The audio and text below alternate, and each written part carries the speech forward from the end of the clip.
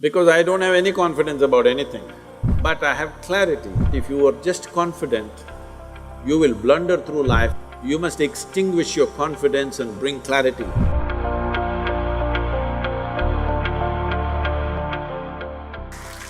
So, Sadhguru, you are so reverend and you are so cherished. Do you ever get a superiority complex? Right now, yes.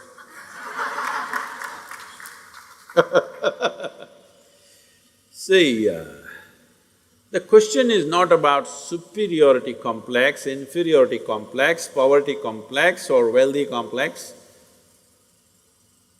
That you have a complex is a serious problem, isn't it? Whatever kind it is. What a complex means is, you have assumed something about yourself and you have concretized that assumption. In such a way, you make a bloody fool of yourself wherever you go. Do I look like that? Hello? Do I look like I'm making a bloody fool of myself with you? No. No. So, no complex of any kind.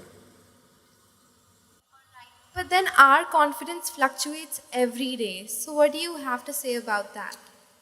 Because I don't have any confidence about anything, I just have clarity. People think I have knowledge. No, my head is empty. That's why to make it look little substantial, I have a turban.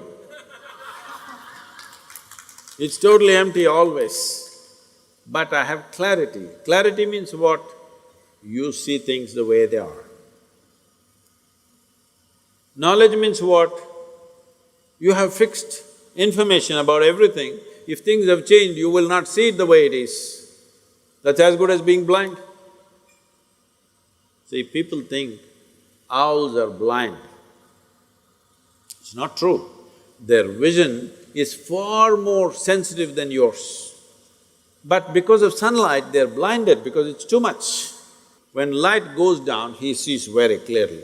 Not because he's blind, because his eyes are super sensitive. So, it's important that you bring clarity to your life, not knowledge, because knowledge is conclusions that you gather. Knowledge is okay when you're trying to do something physical, material in the world, but not with life. Is it true what you thought was absolute at the age of 12, today is not true? Yes or no? Are you sure that whatever you think is this is it right now, will be this is it in another 3 years' time? Of course not. You know that, so you know you're wrong. Yes or no? Yes. So you know anyway you're wrong, so why assert the wrong things? Well, right now we are wrong, at least let's manage with little more conscious. If you know you're wrong, you will walk carefully, isn't it? Hello? But you think you're absolutely correct, then you will do stupid things and you blunder around the world. If you know you're not seeing properly, will you walk carefully or no? If I ask you to walk through a dark room, suppose we turn off all the lights and close it down, everything, pitch dark, if I ask you to walk, suddenly will you become super alert and conscious as to how you walk? But when the lights are on, you're just going unconsciously, bumping into everybody.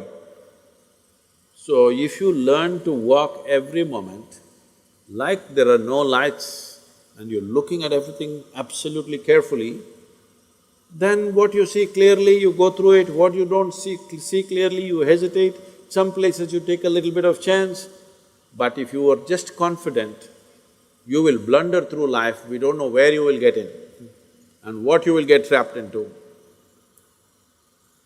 Most people are trapped into their professions, their family situations, their social situations in such a way, they all became like this. Yes, already I'm seeing, not just older people, youth have become like this. What will happen to me at the end of my life? What will happen to me at the end of my life? I'm already revealed the secret, you will die.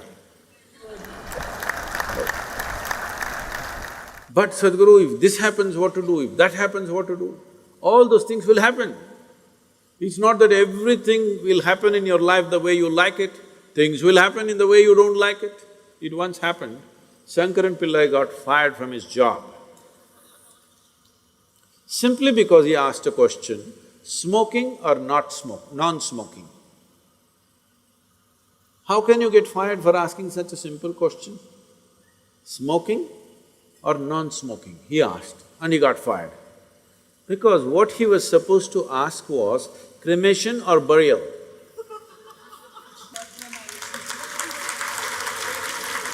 So, many times what you do, thinking I'm right, may be irrelevant to the situation in which you exist. So the most important aspect of your life is you're relevant, not right. You're just relevant. To the existing situation, you're relevant. I am right, I am right, I am right. This is confidence. You being right, nobody cares. All the idiots who think they're right, nobody wants to listen to them, nobody wants to be around them, isn't it? People who always think, I'm right, you want to be around them? No, the important thing is you're relevant to the situation in which you exist. If you have to bring relevance into your life, you must extinguish your confidence and bring clarity. To develop clarity, there are many systems. See, to develop your muscle, there are systems, isn't it?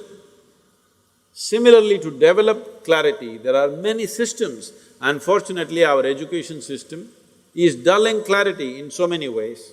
Some of the research studies in the university shows that if a child goes to kindergarten and goes through 20 years of education, I'm sorry, I'm saying this in an educational institution, 20 years of education and comes out, let's say, with a PhD, they are saying 70% of their intelligence is irrevocably destroyed.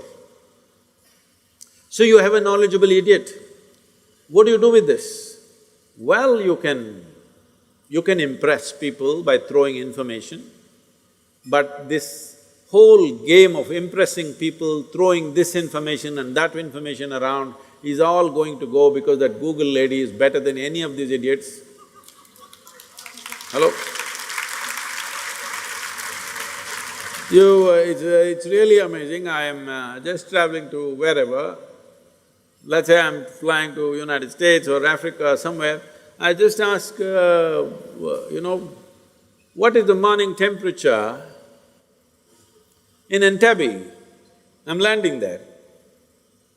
Without batting an eyelid, in 2 seconds, she tells me it's 14 degrees centigrade and by afternoon it's 18 degrees centigrade, by evening it's again 12 degrees centigrade. Who could ever say this? Hello? She may not be perfectly right, but she's almost there. So, people who are carrying a basket of information on their head and feeling superior, I want you to understand this in this country and everywhere else in the world. In not the previous but the previous generation, somebody who could read a book was seen godlike because everybody else was illiterate. And people thrived simply because they can read the Gita or the Bible or something else. They thrived simply because they can read. But once everybody can read, we are ignoring those people completely. Yes or no? Hello? So, people who are carrying information and feeling superior, they will all be made into nothing in the next 15 to 20 years' time. Once artificial intelligence becomes all over the place, information will mean nothing because it'll be available everywhere. By then, you must be competent to do something beyond information. This is why I'm with you.